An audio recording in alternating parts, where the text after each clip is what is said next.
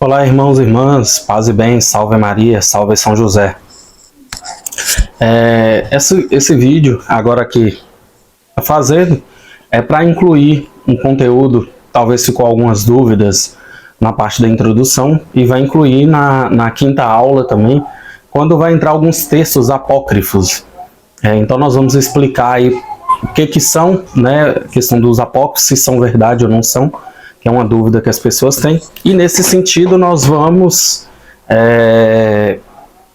tratando e trabalhando sobre o tema, sobre o assunto e sanar das dúvidas.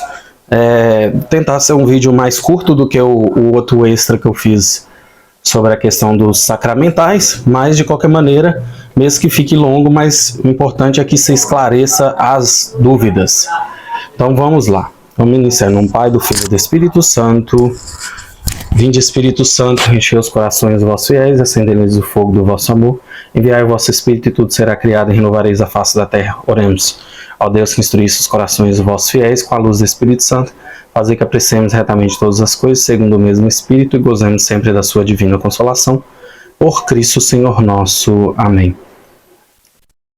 Creio em Deus Pai Todo-Poderoso, Criador do céu e da terra, e em Jesus Cristo, seu único Filho, nosso Senhor, que foi concebido pelo poder do Espírito Santo, nasceu da Virgem Maria, padeceu sob Pôncio Pilatos, foi crucificado, morto e sepultado, desceu à mansão dos mortos, ressuscitou ao terceiro dia, subiu aos céus e está sentado à direita de Deus Pai Todo-Poderoso, de onde há divino julgar os vivos e os mortos. Creio no Espírito Santo, na Santa Igreja Católica, na comunhão dos santos, na remissão dos pecados, na ressurreição da carne e na vida eterna. Amém. Pai nosso que estais no céu, santificado seja o vosso nome, venha a nós o vosso reino, seja feita a vossa vontade, assim na terra como no céu. O pão nosso de cada dia nos dai hoje, perdoai as nossas ofensas, assim como nós perdoamos a quem nos tem ofendido, e não nos deixeis cair em tentação, mas livrai-nos do mal. Amém. Vamos fazer a oração do Papa Francisco a São José. Salve, guardião do Redentor e o esposo da Virgem Maria. A vós Deus confiou o seu Filho, em vós, Maria, depositou a sua confiança. Convosco Cristo tornou-se homem, ó bem-aventurado José. Mostrai-vos, Pai, também para nós, e guiai-nos no caminho da vida. Alcançai-nos a graça, misericórdia e coragem, e defendei-nos de todo o mal. Amém. Estaremos em nome de Deus que é Pai, Filho e Espírito Santo. Amém. Então vamos lá. Então, vamos falar sobre a questão do apócrifo, né? O que é apócrifo, né? O termo apócrifo, né? A palavra apócrifo vem do grego, que significa textos escondidos, né? Seriam textos secretos. São textos que circulam de forma privada ali e geralmente não são usadas de forma pública. Geralmente considera-se que esses textos foram escritos ali pelo século II e III, e eles não foram reconhecidos pela Igreja por não estar em consonância ali, né? Eles destoarem da literatura canônica, que é considerada, né, que nós consideramos que é inspirada por Deus. Então, dentro disso, nós vamos pegar o catecismo, lá na página 43, o parágrafo, o artigo ali, o cânon, quarto cânon sobre as Escrituras. O cânon das Escrituras vai falar o seguinte, no 120. Foi a tradição apostólica que fez a igreja discernir que escritos deveriam ser enumerados na lista dos livros sagrados. Essa lista completa é denominada Cânon das Escrituras. Ela comporta 46 livros, 45 se contarmos Judite, 46 livros, né? Escritos para o Antigo Testamento e 27 para o Novo. Então, nesse sentido, nós já vemos aí como é que funciona. A igreja, ela escolheu aquilo que já vem da tradição apostólica ali. Não foi algo inventado da cabeça de alguém, no sentido assim, eu vou lá e só escolho porque eu quero isso, aquilo. A igreja teve o discernimento, a sabedoria para poder verificar antes, né, e ler, estudar e e pensar para não acontecer de falar bobagem ou escrever bobagem ou colocar bobagem. Então, a definição dos livros da Bíblia, ela veio nesse sentido. Lembrando que isso foi algo que foi confirmado durante os séculos pelos que vieram depois. Então, quando nós temos lá ao cisma de Lutero, por exemplo, né, Lutero com as contestações que ele teve, nessas contestações que ele teve, a igreja falou, não, vamos estudar ali, vamos avaliar. E nesse sentido, quando houve essa avaliação, houve esse estudo, foi comprovado que aquilo que estava lá teria que se manter. Então, todos os livros que estão aqui da Bíblia, eles têm que se manter da forma que deveria ser. Eu comecei a ler lá, porque lá no catecismo fala, talvez seria 45, se não contarmos, né, Jeremias e Lamentações. Por isso que eu parei ali, para não gerar confusão, mas são 46 livros do Velho Testamento e 27 do Novo. Nesse sentido, a igreja, no decorrer dos séculos, ela entendeu que aquilo era prova de fé, da graça de Deus ali, da tradição apostólica que veio desde os apóstolos, discípulos que seguiram Jesus, e do que já vem desde a criação do mundo, né? Tanto é que o próprio Jesus, ele não aboliu as escrituras, as antigas leis, ele mesmo fala isso, ele veio para renovar, ele veio para ser a nova aliança. Inclusive é falado isso sempre na hora que ele vai erguer o pão e o vinho ali para falar que é o próprio corpo e sangue dele. Então ele fala, meu corpo e meu sangue, sangue da nova e eterna aliança, né? Então essa nova aliança, ela veio para renovar, não para destruir o que já estava. Então os antigos, eles entenderam que a Bíblia manteve seus livros ali, antigos, né, muitos importantes ali dentro do contexto cristão, judeu, etc. E depois o Novo Testamento da vida de Jesus. Aí, inclusive, às vezes o pessoal pergunta por que não foi falado mais da vida dele, como adolescente, isso, aquilo, porque os apóstolos, os evangelistas que escreveram, eles entenderam que era mais importante falar já da missão de Jesus, mas você vê que eles não deixam de relatar uma parte da infância, inclusive sobre Nossa Senhora e sobre São José. Da mesma maneira que no decorrer dos séculos, então só para a gente entender, a Bíblia, como nós entendemos, ela começou a ser escrita mais ou menos pelo ano 100. Então, mais ou menos 77 anos ali, depois que Jesus morreu. A Bíblia que nós temos hoje, ela demorou em torno de 450 anos a 500 anos para poder ser descrita e formulada da forma que está. Então começou lá sendo escrito por uma coisa ou outra, aí os monges, né, foram transcrevendo, colocando ali no papel, e nesse sentido, até que a gente teve uma tradução, uma compilação melhor ali de tudo, né? Mas no geral, só para a gente entender que quando começou mais ou menos para o ano 100, lá pelos anos 400, mais ou menos 420, 450 por aí, né? Talvez até o ano 500 ali ainda estava nesse processo, mas dentro dos estudos fala que São Jerônimo, né, que foi o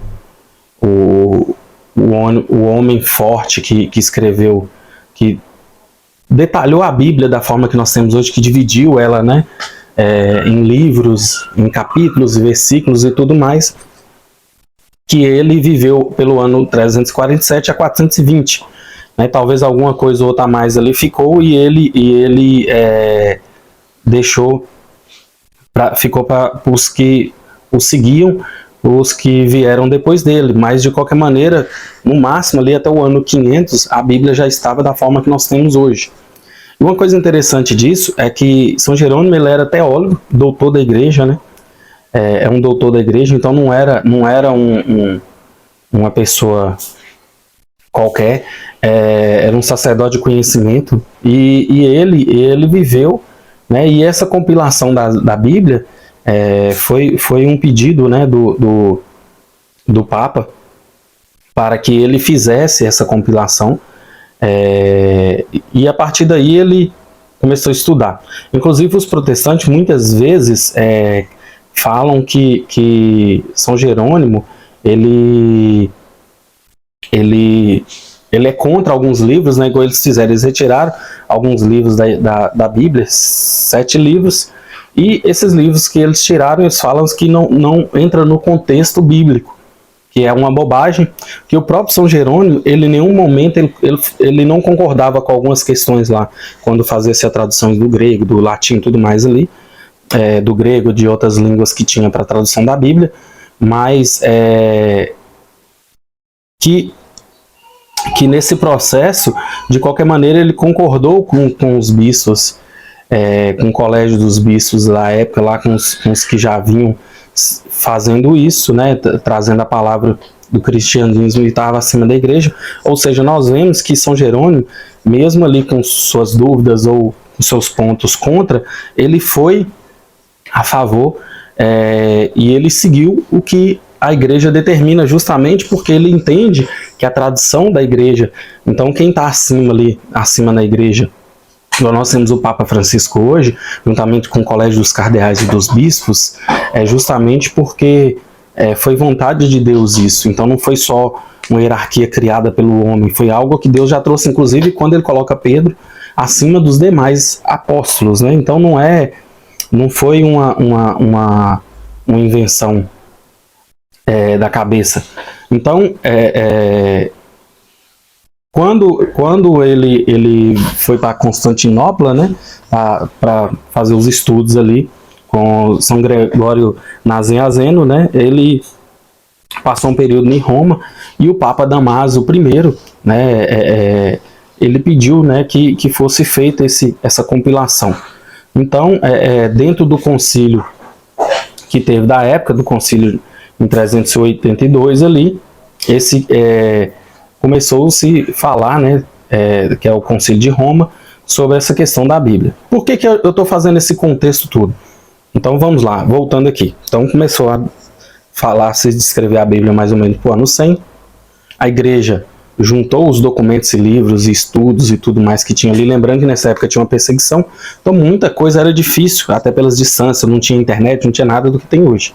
Então a igreja conseguiu reunir, né, muitos papiros ali, que era colocado em couro, papel e outros materiais para durar, né? Então até a dificuldade do papel em si é grande naquela época.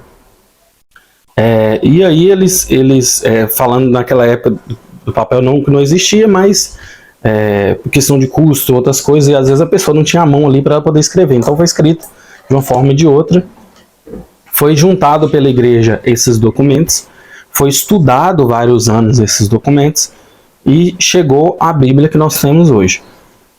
Só que aí o seguinte, a Bíblia era bagunçada, vamos dizer assim, tinha um documento aqui, um documento ali, e aí quando o Papa Damaso pede a São Jerônimo para poder organizar, né, ele organizou, dividido esses livros, de forma que nós temos hoje, fica mais fácil, né? Então eu vou falar capítulo 10 de Mateus, versículo tal, então é fácil da gente achar. Então você vê que isso é um processo muito demorado, muito difícil, demora-se anos, né? Lembrando que naquela época não tinha máquina de impressão nem nada, igual hoje, não tinha computador. Só para a gente entender, se até o ano 450 a 500 ali mais ou menos que a Bíblia ficou pronta, a que nós temos hoje, que nós usamos hoje, a primeira impressão que tivemos, o primeiro livro a ser impresso no mundo, que foi a Bíblia também, foi lá pelo ano 1453, mais ou menos. Ou seja, nesse sentido, demorou mais 1000 anos para nós conseguirmos ter uma impressão. Ou seja, se num dia, talvez, em um ano, eles conseguiam escrever uma Bíblia dessa aqui, que era escrita à mão, com essa gráfica lá, talvez conseguia imprimir um livro em um dia, em 2, uma semana. Mas, de qualquer forma, você vê que ainda é demorado. Então, na verdade, a impressão que nós temos hoje, as gráficas com quantidade maior de impressão, começou a vir mais pelo século XIX, XX, né? No século XVIII melhorou, mas começou a vir mesmo lá pelo século XIX e XX. Né? Até com a questão da indústria, melhorou muito nesse sentido. Mas antes não tinha isso. Então, nós vemos que quem tinha acesso aos Sagradas Escrituras era a própria igreja, né? Que tomava conta disso. Os grandes estudiosos, né, os teólogos, filósofos, e as pessoas que tinham poder aquisitivo. Então, como é que era passado essa informação para as pessoas? Era nas celebrações e no boca a boca, que é a formação oral, que quando a gente usa lá, né, do catequismo, que vem do grego ali, catequismos, né, do latim catequismos, melhor dizendo, do grego catequel. Então, essa catequese era feita, né, com as pessoas e elas aprendiam, que era a forma oral de se passar a palavra. E aí, quando veio a Bíblia, já melhorou muito nesse sentido. Então, a Bíblia ela foi feita dessa forma. Só que como é que foi escolhido, quais foram os critérios que foram usados para poder escolher os livros da Bíblia? Então vamos lá. Só um minuto.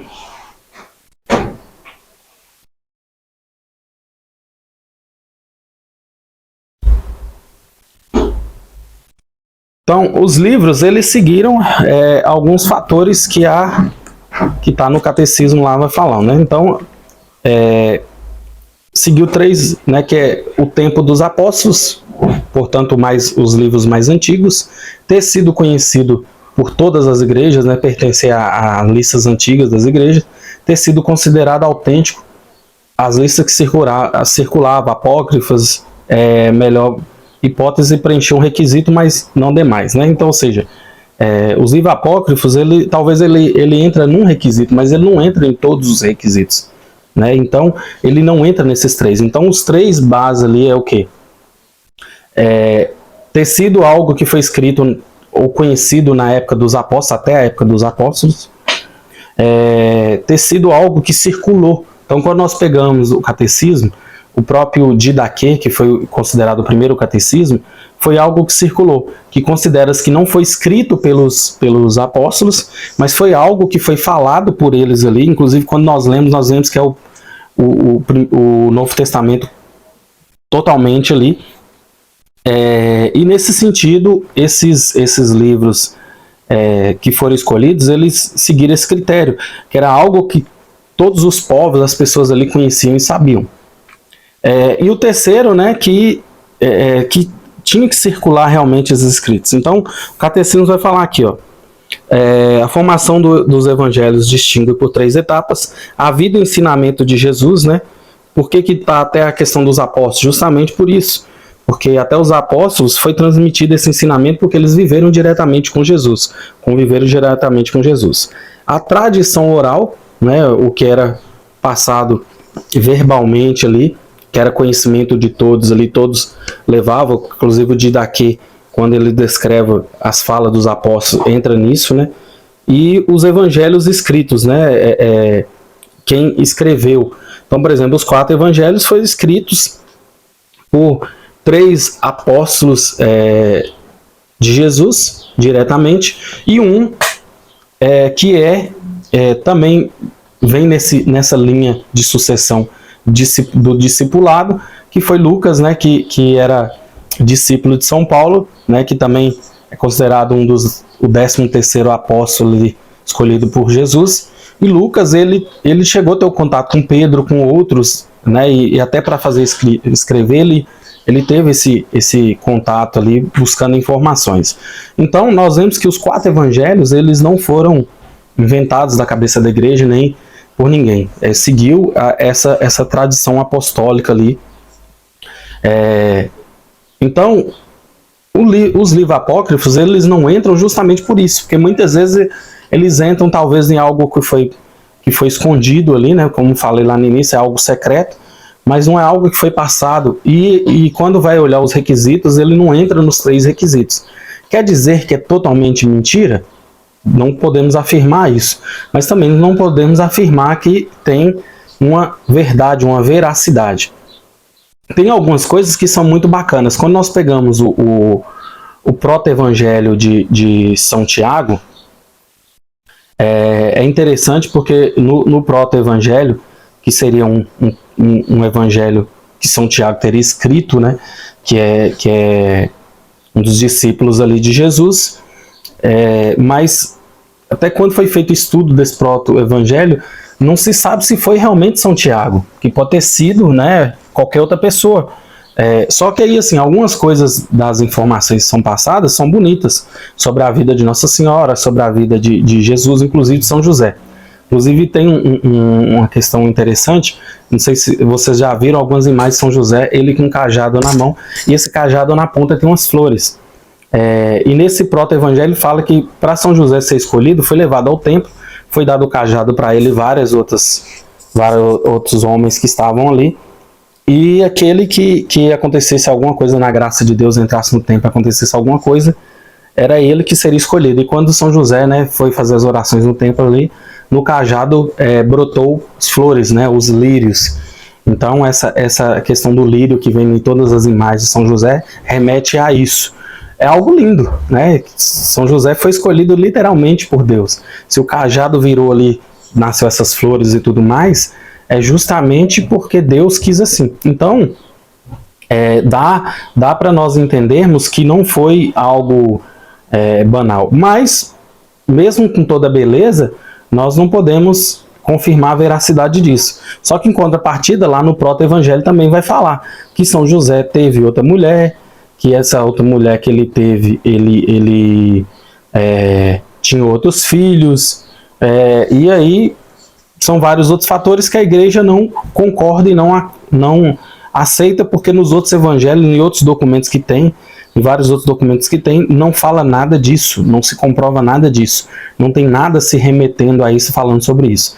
Do mesmo jeito que nós temos evangelhos aí apócrifos, que falam que Jesus foi esposo de Maria Madalena, que ele teve vários filhos e tudo mais, e aí isso acaba sendo contraditório até com o evangelho. Lembramos que nós temos 4 evangelistas falando a mesma coisa, da forma sua, da forma de falar ali, do seu jeito de escrever, de transcrever a informação, mas que somados dá o mesmo sentido, a mesma coisa. E quando nós vamos ver o Atos Apóstolos e tudo mais, as mesmas informações. Ou seja, os livros apócrifos, eles podem até você estudar, ler, ter um conhecimento ali importante, talvez a gente veja coisas bacanas falando sobre Jesus, Maria e José, sobre os antigos e tudo mais, só que nós só vamos crer um dia na veracidade deles se a igreja fizer determinar isso. Mas se não for, enquanto isso, eles não nos servem como base concreta daquilo. Nós não podemos afirmar que são verdadeiros e nem segui-los, justamente porque nós não sabemos quem escreveu ou por que escreveu. Lembramos que até o demônio ele pode se disfarçar de Jesus e tentar enganar, né? Um exemplo disso foi Santa Gema, né?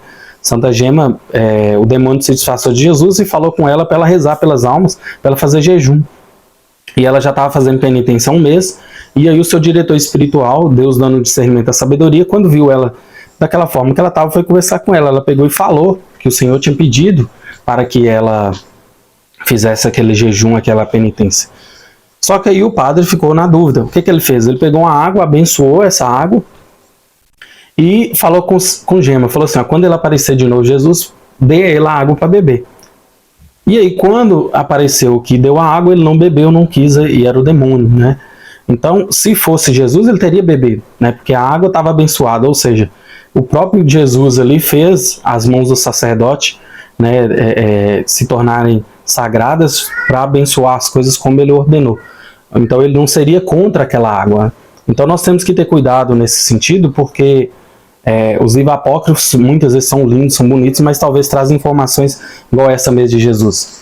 Né? Falar que Jesus teve esposa, que isso aquilo, sendo que nenhum evangelista, nenhum outro documento afirma e fala sobre isso de forma alguma. Né? Falar que Jesus teve um irmão, outras coisas, a gente tem várias conversas, mas aí já é o extremo, né? Falar que Jesus teve filhos e mulheres. Mesmo se fosse, não tiraria o peso da cruz. Mas assim, nós seguimos o que a igreja fala pela tradição apostólica, né, que de quem viveu diretamente, eu vou acreditar nos apóstolos que viveram diretamente de Jesus, escreveram alguma coisa ou deixaram seus discípulos com documentos, informações, ou eu vou acreditar em uns enganadores ou uns iludidos aí. Inclusive os protestantes, eles usam isso muito como argumentação. Mas lembra que é o seguinte, Lutero, quando ele começou a contestar sobre a igreja, sobre o que a igreja ensinava, isso, aquilo, e sobre a palavra, Lutero, ele estava possuído pelo demônio, ou ele não era muito certo da cabeça, até porque tem documentos que falam que até confissões dele durava 6 horas. Então, assim, é muito loucura. 6 horas, o que sabe? É mais do que uma direção espiritual, porque da loucura que ele vivia. Então, ele, ao ponto dele fazer o que ele fez, que na verdade ele tentou falar que queria mudança na igreja, mas ele queria fazer da forma que ele queria, né? A vontade dele que fosse feita, né? É o eucentrismo, né? Não é Jesus no centro, mas eu no centro. Eu sou melhor, eu sou bom. E tanto é que depois que ele saiu da igreja católica, das perseguições que teve, ele foi para a Alemanha e criou outra religião. Então, se ele era católico, realmente ele teria se mantido como cristão, da mesma forma que tantos outros foram perseguidos. Inclusive tem casos de papa que foram depostos, depois voltaram de novo, e santos e tudo mais. Um exemplo disso foi Santa Joana d'Arc, que foi queimada na fogueira, mas continuou falando da palavra do Senhor, acreditando. Né? Nós temos agora que está no processo de beatificação, de canonização, o Padre Cícero, né? O padrinho Padre Cícero. Você vê aqui por que chama ele de padrinho, né? O livro do Padre Gabriel Vilaverde vai falar que quando ele foi proibido de celebrar, ele não podia nem ir lá na cidade celebrar, na cidade de Juazeiro, então ele ficava no Crato. Só que aí as pessoas gostavam tanto dele que chamavam ele para ser padrinho. Então, às vezes, num batizado que tinha 20 crianças, 10 eram batizados por Padre Cícero. Mas mesmo ele sendo padrinho, em nenhum momento ele foi lá para celebrar, ele nunca desobedeceu. Né? Ele nunca contestou a igreja, ele nunca criticou a igreja. No período que o Juazeiro ficou sem ter celebrações lá, porque Padre Cícero não estava podendo celebrar, ele nunca falou assim, ó, se revoltem contra a igreja. Pelo contrário, ele continuou evangelizando. Então, essa é a diferença de um santo para um bagunceiro, que é o caso de Lutero. Um porcalhão igual ele é, que fala um monte de bobagem, tem escrito de Lutero até falando mal de Jesus, né, e de santos e tudo mais da igreja, dos apóstolos. Então, assim, e da igreja católica de forma pesada. Então, é um cara louco. E mais louco ainda quem segue ele, entre ele e 1500 anos que já vinham antes de tradição apostólica da vida de Jesus e dos profetas, eu fico com os 1500 anos antes do que a loucura dele. Então, quando teve o Concílio de Trento começou-se em 1523 e foi até 1545, no Concílio de Trento, inclusive, foi confirmado todos os livros bíblicos, que não tinha dúvida da veracidade das coisas que estavam ali. E uma coisa interessante é que o próprio Lutero, quando ele traduziu a Bíblia para o alemão, que ele criou a igreja luterana lá, na Bíblia, os 7 livros que os protestantes questionam hoje estavam lá ainda, continuaram lá. Lutero não tirou. Lutero ele deixou, vamos dizer assim, como um apêndice, né, de forma separada ali, mas deixou lá ainda para as pessoas lerem e refletirem aquilo que estava sendo falado. Ou seja, Lutero, mesmo ele com as bobagens que ele fez, nem ele foi tão doido de tirar os livros da Bíblia. E por que os livros foram tirados da Bíblia protestante? Porque no decorrer fala-se que mais ou menos para o século XIX, alguns protestantes começaram a imprimir, né, a Bíblia, só que para você fazer uma impressão de um livro desse aqui, era muito caro, muito caro. Vamos dizer que talvez uma Bíblia dessa hoje custa R$100, naquela época custasse 3 mil, 5 mil, 10 mil. Então, para você fazer várias cópias, várias impressões, você tem que tentar reduzir custos. E aí fala-se que, no decorrer da história, que uma forma que eles encontraram para a redução de custo foi a retirada desses 7 livros, porque aí teria menos coisa para se imprimir. Então, a gente percebe que nós temos que ter o cuidado para não sermos enganados pelas informações infundadas, né? Seguir realmente o que o catecismo da igreja determina. Fala, lembrando que esse aqui, o catecismo, ele veio com base, porque depois que Lutero separou, ele escreveu alguns catecismos, né? Inclusive hoje os protestantes falam que catecismo é uma bobagem, mas Lutero escreveu muitas diretrizes para as igrejas protestantes. Só que nesse processo a igreja entendeu uma reformulação, fala-se até de uma contra-reforma, mas na verdade a igreja ela já estava num processo de reformulação até antes de Lutero. Então algumas coisas já havia-se a necessidade. Então quando a igreja entendeu a necessidade de colocar tudo num documento, foi feito o catecismo, né? Um dos últimos que nós temos assim mais organizados foi o grande catecismo, né, de Pio X, E aí veio esse aqui que nós temos por último. Lembrando que esse aqui ele é de 92, ele foi feito a pedido do Papa João Paulo II, que uma reunião que teve com os bispos na década de 80, tanto os bispos cardeais ali pediam que a igreja escrevesse um novo catecismo. Lembrando que o catecismo ele não foi cancelado, foi excluído, igual o de Pio X, igual alguns falam aí. O catecismo maior de Pio X, ele está todo aqui, da mesma forma que os catecismos anteriores. Ele foi reformulado de uma forma mais prática de se falar e de entendimento, então qualquer pessoa que pega o documento aqui, ele consegue compreender, mas ele não foi excluído nada. Então, de quem que é a obra desse novo catecismo? Da igreja em si, né? Porque foi a pedido de bispos e cardeais, então não foi só o Papa, né? O Papa, entendendo o clamor da igreja ali popular e dos seus orientadores, assessores e demais ali que estão no colégio dos bispos, dos cardeais, ele pediu para que fosse revisado o catecismo, incluído o que fosse necessário para entendimento, né, e facilitasse a linguagem. Quem é que ficou responsável por esse catecismo? E vamos lá, que é uma coisa interessante, que muitas pessoas falam que gostam muito dessa pessoa, e criticam muito o catecismo, esse catecismo. Só que quem ficou responsável para poder estudar, ler e transcrever esse catecismo, né, foi o cardeal Joseph Ratzinger, ou, melhor traduzindo, o Papa Bento XVI, né? O grande Papa Bento XVI foi quem ficou encabeçado de estudar sobre o catecismo e transcrevê-lo. Lembrando que não foi só ele, né? Teve outros cardeais junto com ele ali, outros bispos, né? E aí foi feito esse documento, né? Que o Papa João Paulo II fala que é depósito da fé, né? Então aqui é o depósito da fé, é onde está guardado todos os nossos tesouros, todas as informações que nós devemos seguir quanto católicos, né? Então fala aqui, ó, essa edição foi preparada por um conselho instituído por nós em 1993. Lembrando que foi o pedido ali, começou em 92, está lá na Constituição Apostólica Fidei Depositum, né? O depósito da fé. Então não falei mentira, tá aqui, viu? 92, conforme um sínodo que teve com os bispos, a pedido dos bispos em 85. E aí vai falar, né?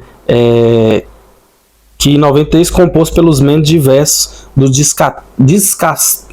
dicastérios da Santa Sé Apostólica. Este conselho, presidido pelo cardeal Joseph Ratzinger, trabalhou cuidadosamente na execução da tarefa que lhe foi atribuída, dando atenção particular a muitas propostas e modificação das enunciações do catecismo, que nesses anos chegaram de várias partes do mundo e diversas comunidades eclesiais.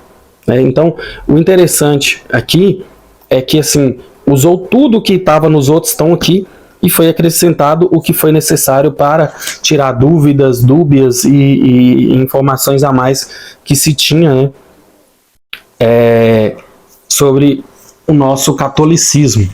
Então, ou seja, se eu quero aprender, o melhor lugar que eu vou aprender é aqui, certo? Então eu tenho que ter cuidado para não seguir livros apócrifos ou outras informações infundadas que às vezes as pessoas falam sem estudar realmente, né? Então, muitas vezes as pessoas vão pelo achismo, né? Pelo que eu penso, pelo que eu acho. Então eu não vou seguir o que eu acho, eu vou seguir o que a Santa Igreja fala. Peraí que deixa eu só achar um texto final aqui. Então a Igreja, só para a gente entender, para a gente finalizar, a Igreja ela não proíbe em nenhum momento de você lê, né? E nem ensina você a evitar os livros apócrifos. Então, se o padre falar na homilia lá sobre ele, tem problema? Não. Ele sabendo colocar na compreensão das pessoas que é algo bonito, que é algo bacana aquilo ali, mas de forma que não confunda, né? Não confunda a cabeça das pessoas ao ponto das pessoas acharem que aquilo é uma verdade absoluta. Então, verdade absoluta é isso aqui, ó. Bíblia e catecismo, né? É uma verdade absoluta, é um dogma de fé, é algo que não pode ser mudado, né? O catecismo ele pode ser revisado, né? Mas quando eu falo de ser mudado, no sentido seguinte, o que está aqui não pode ser retirado porque vem dessa tradição apostólica, né? Já a Bíblia não pode ser mudada uma vírgula, né? Mas outras informações podem vir para ser colocado dentro da catequese, mas a gente tem que seguir o catecismo. O catecismo ele não vai deixar de existir só porque eu quero ou isso, aquilo, entendeu? Agora, os livros apócrifos a gente não tem uma veracidade, então a gente tem que ter muito cuidado, entendeu? Que pode ser que muita coisa seja uma heresia ali do que está sendo falado. Pode ser que tem coisas que seja verdade, mas muita coisa pode ser heresia, do mesmo jeito que a gente vê hoje nas redes sociais, e muita gente falando um monte de bobagem, né? As pessoas se convertem hoje e acham que sabe tudo. Eu, nos meus quase 39 anos de vida, do tempo que eu trabalho na igreja, que eu mexo na igreja, quando eu fiz a primeira comunhão em 96, eu tinha 11 anos e eu comecei a participar de um grupo de jovem. Então, de lá para cá, já tem, né, muitos anos aí. Né, se a gente colocar aí, já tem cerca de 29, quase 30 anos que eu caminho com as minhas pernas, mas como eu já falei em outros vídeos aqui, eu desde criancinha, desde 3 anos de idade, minha família, meu pai já me ensinava a rezar o terço. Eu tenho um grande exemplo, meu pai, que todo dia, até hoje, ele 5 horas da manhã ele levanta para rezar o terço. Minha avó me levava para a Legião de Maria. Então eu tive uma base cristã. E mesmo assim eu tive os meus percalços, eu tropecei, eu caí, porque muitas vezes nós não conhecemos realmente a fé, nós não entendemos verdadeiramente, né, as coisas. E aí quando a gente vai estudar, que a gente vai compreender, a gente vê que a gente não sabe nada. A igreja é muito grande, muito profunda. Então a gente vê que os livros apócrifos tem lá, por exemplo, o livro do nascimento de Nossa Senhora, né, a infância de Jesus Cristo, que é chamado de Pseudo Mateus.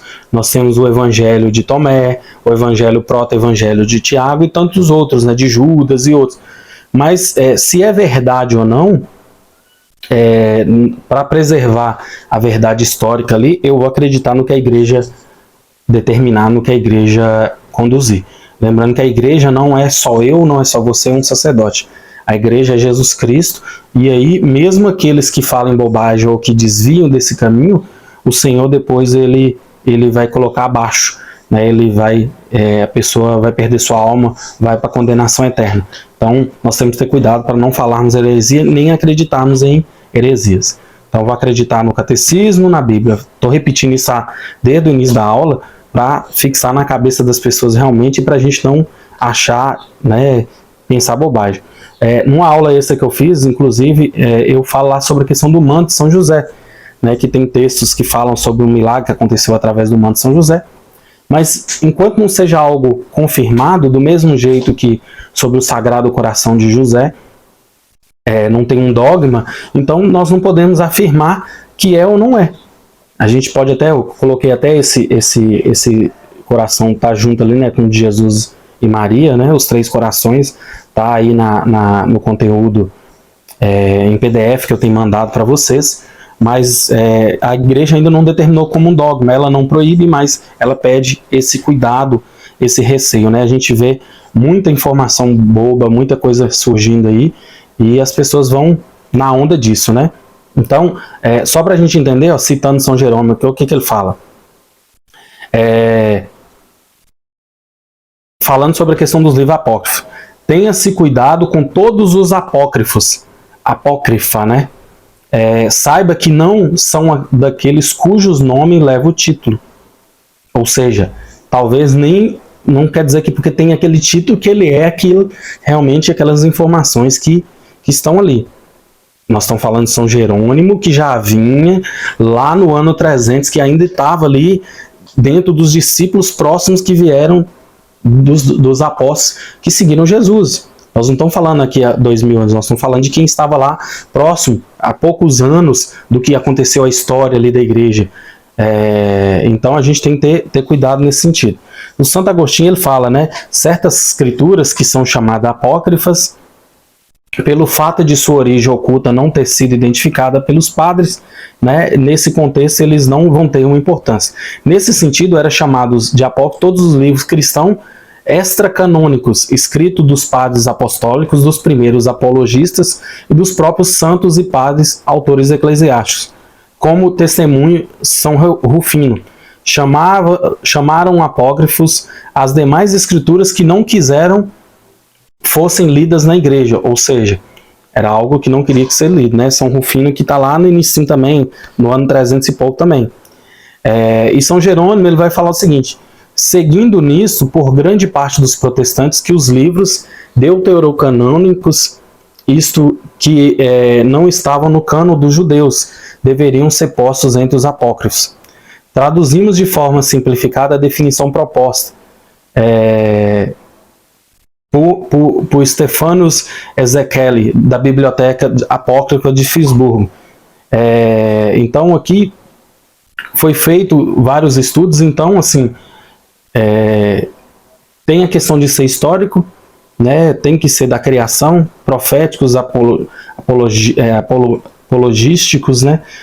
Que entra no cânon da Bíblia, e esses livros não entraram. Então isso aí entra na questão do estudo bíblico, né? De um conhecimento bíblico muito maior. Então talvez demoraria muito mais tempo, seria uma aula muito mais longa, muito mais demorada, mas foi importante, né, que a gente deixe isso claro e deixe essa informação para não haver dúvidas, né, para que eu esqueci qual santo que fala, né, que ele fala que o seu povo se perde por falta de conhecimento.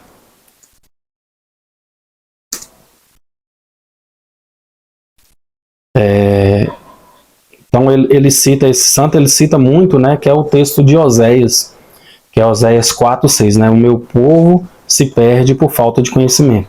Então quando eu busco conhecimento, eu não deixo com que as pessoas falem bobagem, né, e coloquem na minha mente algo que não seja verdadeiro, né.